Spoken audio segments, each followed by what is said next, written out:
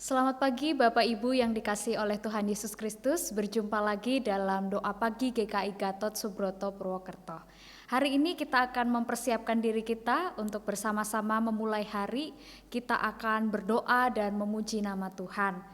Bapak Ibu yang dikasihi oleh Tuhan Yesus Kristus, mari kita mempersiapkan hati kita terlebih dahulu. Kita akan bersama-sama pujikan KJ 353, Sungguh Lembut Tuhan Yesus Memanggil.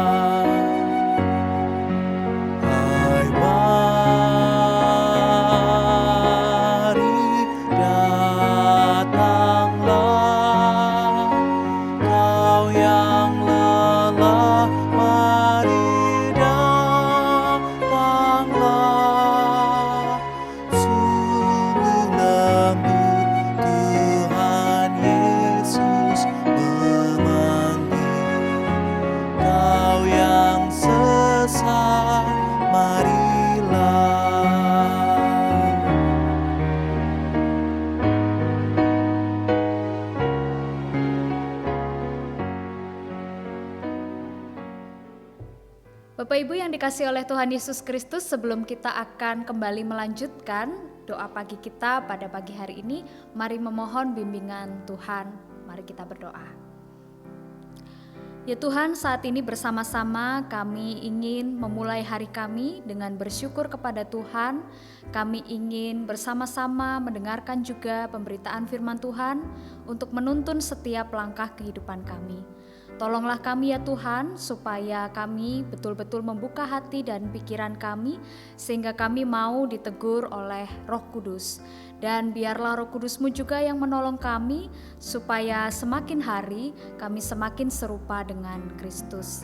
Tolonglah supaya hamba-Mu juga yang akan menyampaikan firman Tuhan, dikuasai dengan kuasa Roh Kudus, agar ia dapat menyampaikan seturut dengan kehendak Tuhan. Di dalam nama Tuhan Yesus Kristus kami berdoa dan mengucap syukur. Amin. Bapak Ibu yang dikasihi oleh Tuhan Yesus Kristus, firman Tuhan hari ini diambil dari Yohanes 3 ayat 22 sampai dengan yang ke-30. Saya akan membacakan untuk kita semua. Sesudah itu, Yesus pergi dengan murid-muridnya ke tanah Yudea, dan ia diam di sana bersama-sama mereka dan membaptis. Akan tetapi, Yohanes pun membaptis juga di Ainon, dekat Salim, sebab di situ banyak air, dan orang-orang datang ke situ untuk dibaptis. Sebab pada waktu itu, Yohanes belum dimasukkan ke dalam penjara. Maka timbullah perselisihan di antara murid-murid Yohanes dengan seorang Yahudi tentang penyucian. Lalu mereka datang kepada Yohanes dan berkata kepadanya, "Rabi, orang yang bersama dengan engkau di seberang sungai Yordan dan yang tentang dia engkau telah memberi kesaksian, dia membaptis juga, dan semua orang pergi kepadanya." Jawab Yohanes, "Tidak ada seorang pun yang dapat mengambil sesuatu bagi dirinya kalau tidak dikaruniakan kepadanya dari sorga.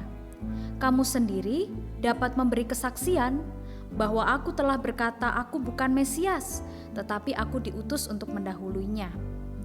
Yang empunya mempelai perempuan ialah mempelai laki-laki, tetapi sahabat mempelai laki-laki yang berdiri di dekat dia dan yang mendengarkannya sangat bersuka cita mendengar suara mempelai laki-laki itu.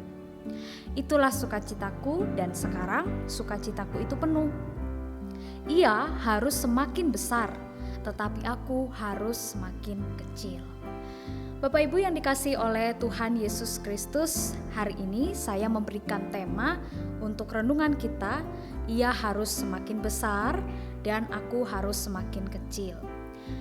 Ya, kalau kita pernah dengar, Instagram pernah beberapa waktu yang lalu menyampaikan sebuah pengumuman bahwa mereka akan menghapus jumlah like yang ada di dalam postingan.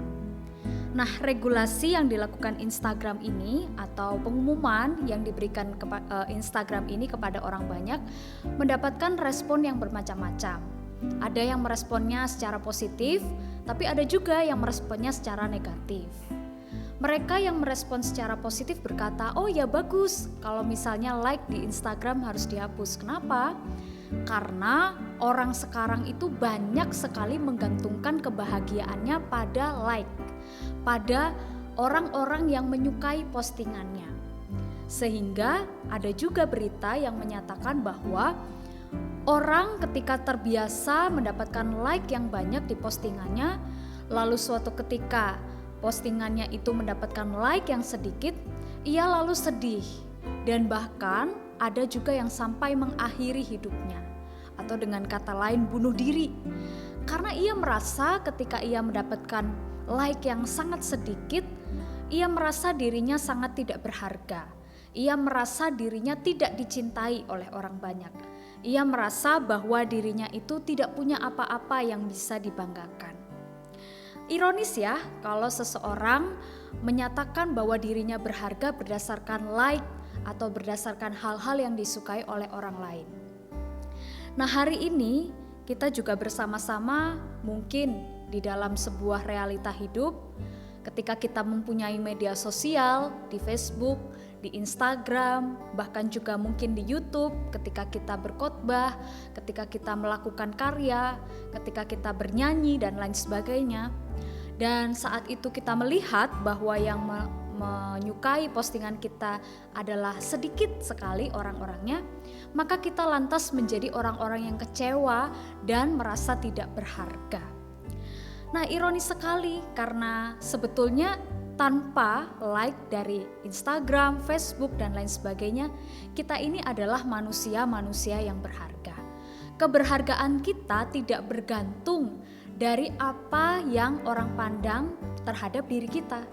Keberhargaan kita juga tidak bergantung pada apresiasi dari orang lain.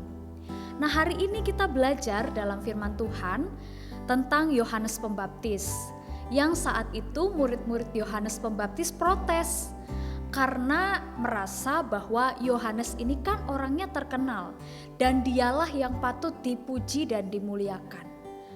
Di sisi lain ada Yesus Kristus yang lebih terkenal, bahkan juga ikut membaptiskan orang. Nah, murid-murid Yohanes merasa bahwa Yohanes harusnya kamu yang lebih berharga, harusnya kamu yang lebih dimuliakan, bukan Yesus Kristus. Yesus Kristus kan baru datang ke dunia ini, bahkan baru saja memulai pelayanannya.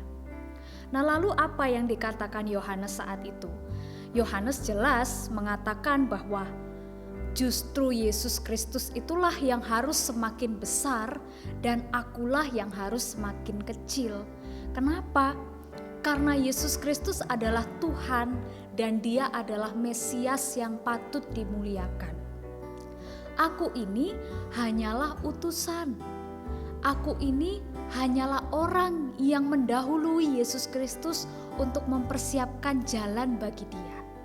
Bukan aku yang harus diapresiasi dan dimuliakan, tetapi Yesus Kristus yang harus diapresiasi dan dimuliakan karena Dialah Tuhan. Nah, menarik bahwa ada satu lagu juga yang menyatakan Dia harus makin bertambah, ku harus makin berkurang. Nama Yesus saja disembah, ku di tempat paling belakang. Bila Yesus ditinggikan dan salibnya diberitakan, pasti Dia menarik semua orang datang kepadanya sekarang. Nah, Yohanes menyadari bahwa dia sendiri hanyalah utusan. Kalau dia bisa berbuat baik, kalau dia bisa disukai banyak orang pengajarannya, maka itu semua adalah karya dari Roh Kudus. Itu semua adalah karya dari Tuhan Yesus, bukan semata-mata karya dari dirinya sendiri. Ketika orang lain juga menganggap mungkin diri kita berharga, ada sesuatu yang baik dari diri kita sendiri. Tentu itu bukan semata-mata karya kita sendiri, tapi karya Roh Kudus yang bisa membuat orang melihat kebaikan dan keindahan Tuhan di dalam diri kita. Ironis sekali kalau seandainya ketika kita melakukan sesuatu yang baik, bahkan mungkin juga dalam pelayanan di gereja, kita merasa ciut hatinya ketika orang lain tidak bisa melihat bahwa pelayanan kita itu adalah pelayanan yang baik. Apalagi kalau misalnya kita mendapatkan kritikan, bahkan minim pujian. Wah, kita pasti langsung berkecil hati dan tidak mau lagi pelayanan. Kita pasti langsung merasa bahwa kita itu tidak dihargai dan tidak berharga. Padahal sekali lagi seperti yang saya bilang di awal, bahwa keberhargaan diri Yohanes dan juga keberhargaan diri kita bukan bergantung dari apresiasi orang lain, tetapi karena kasih Tuhan yang begitu luar biasa yang memampukan kita untuk berbuat baik. Kalau Tuhan tidak berbuat baik pada kita, kita pun juga tidak akan bisa melakukan kebaikan-kebaikan di dalam diri kita.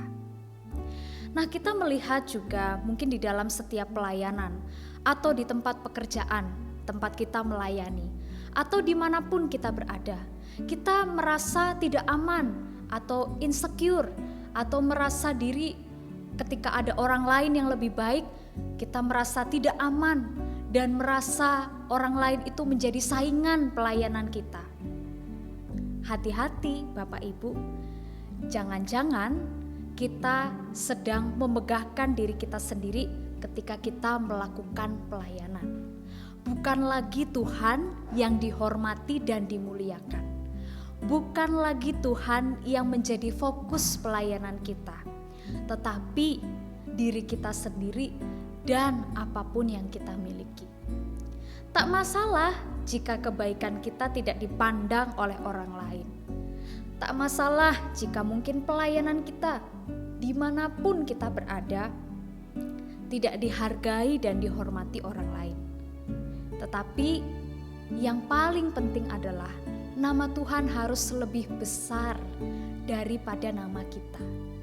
Kuasa dan kebaikan Tuhan harus lebih nyata dibandingkan eksistensi kita. Kalau kita sudah dikasihi, itu sudah hal yang begitu luar biasa. Dan kita tidak bisa menggantungkan eksistensi kita di depan orang banyak. Bapak Ibu yang dikasihi oleh Tuhan Yesus Kristus, jadi ketika kita berusaha untuk memberikan kebaikan dan kita berusaha untuk melayani dimanapun kita berada, marilah kita menjadi orang-orang yang bersukacita di dalam Tuhan. Bukan bersukacita karena kelebihan-kelebihan kita. Bukan bersukacita karena orang lain menganggap kita baik. Bukan juga bersukacita ketika orang lain membanggakan diri kita. Tapi kita harus lebih bangga kalau Tuhan Yesus bisa mengutus kita menjadi orang-orang yang mempersiapkan jalan bagi Tuhan, mempersiapkan nama Tuhan untuk dipermuliakan. Dan juga jangan menjadi orang-orang yang sakit hati ketika kita diberikan kritikan. Karena kritikan yang membangun bukan berarti pelayanan kita tidak berharga. Kritikan yang membangun juga bukan berarti bahwa diri kita ini tidak baik atau tidak berharga. Tetapi justru kritikan itu kita pakai untuk memuliakan nama Tuhan. Kita pakai untuk memperbaiki diri kita semakin hari semakin lebih baik. Jadi tidak masalah ya kalau seandainya di dalam kita melakukan kebaikan dan pelayanan tidak dipandang terhormat atau tidak dipandang baik oleh orang-orang di sekitar kita. Tidak masalah ya jika kita mendapatkan kritikan yang membangun, atau mungkin bisa jadi justru yang ekstrim kita mendapatkan caci maki ketika kita melakukan pelayanan. Tidak masalah ya, karena Tuhan Yesus sendiri sudah bangga terhadap kita yang bersedia dan menyediakan diri untuk melayani dan mempersiapkan jalan bagi Tuhan. Kiranya Tuhan memberkati dan menolong kita semua untuk menjadi orang-orang yang tidak berbangga pada hal-hal yang ada di luar diri kita, tapi kita berbangga karena Tuhan mengutus dan memberkati kita. Amin. Bapak Ibu yang dikasihi oleh Tuhan Yesus Kristus, kita akan bersama-sama menaikkan doa-doa syafaat kita. Mari kita berdoa. Ya Tuhan, kami sungguh bersyukur Tuhan boleh mengajarkan setiap kami bahwa keberhargaan diri kami tidak bergantung pada penilaian orang lain dan juga pada apa yang orang lain katakan terhadap kami. Kami berharga karena Engkau terlebih dahulu mengasihi diri kami sehingga kami dimampukan untuk menyebarkan kebaikan dan melayani sesama kami. Kiranya kami terus berproses dan belajar untuk menerima diri kami apa adanya, karena Tuhan sendiri telah mengasihi kami dan Tuhan sendiri yang memampukan kami untuk membuat hal-hal yang sesuai dengan kehendak Tuhan, berbuat kebaikan yang Tuhan inginkan di dalam kehidupan kami. Saat ini Tuhan, kami sungguh-sungguh bersyukur dan berdoa bagi setiap kebaikan yang Tuhan sudah tolong kami untuk lakukan bagi GKI Gatot Subroto Purwokerto.